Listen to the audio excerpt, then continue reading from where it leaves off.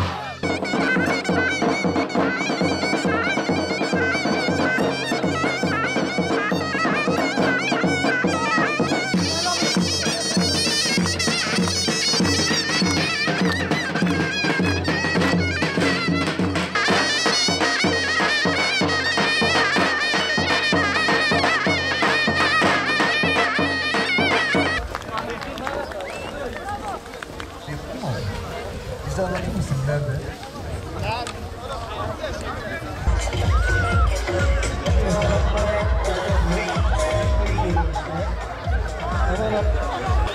Ve bu arkadaşımızı da istiyoruz. Önde çok relax gelen bir yarışmacımız var. Evet. Bir şu an bana doğru gelen arkadaşımız. Basın mensubu arkadaşlarımıza da çarpmadan öyle güzel. Yine yapıyor. Ya sen de lu. Hemen tutun ya. Allah'ını tutun.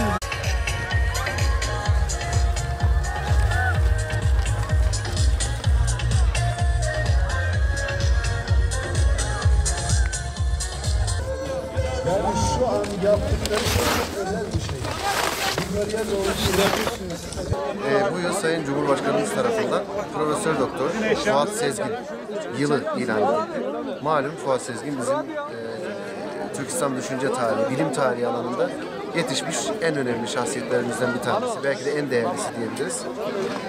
Farkındalık oluşturma, bilinç oluşturma, hatta örnek model oluşturması açısından yıl boyunca üniversitelerde çeşitli etkinlikler planlandı. Biz de Uşak Bastan Üniversitesi olarak birçok etkinlik planladık ama bunların içinde belki de en güzellerinden bir tanesi kar şenliği. Bugün gerçekleştirdiğimiz Fuat Sezgin anısına yapılan kar şenliği. Kızak yarışlarımız, dereceye giren öğrencilerimizin gösterileri, kayak gösterileri yapıldı. Halk oyunlarımız, yine üniversitemizin halk oyunları dans gösterisi gerçekleştirdi. Ve yoğun bir katılım oldu malum. Ve etkinlik de amacına ulaştı diye düşünüyoruz. Uşak Bastan Üniversitesi olarak Cumhurbaşkanımızın himayelerinde 2019 yılı Profesör Doktor Fuat Sezgin yılı olarak ilan edildi. Biz de bu anlamda sadece Fuat hocamızı sempozyumlarla, panellerle değil, böyle eğlenceli etkinliklerle, kış sporlarıyla da anmak istedik. Amacımız Fuat Hoca'yı gençliğe farklı bir şekilde tanıtmaktı. Bunu da başardığımıza inanıyoruz. Birinciyi alkışlıyoruz. Rektör yardımcımızın hediye takdimi.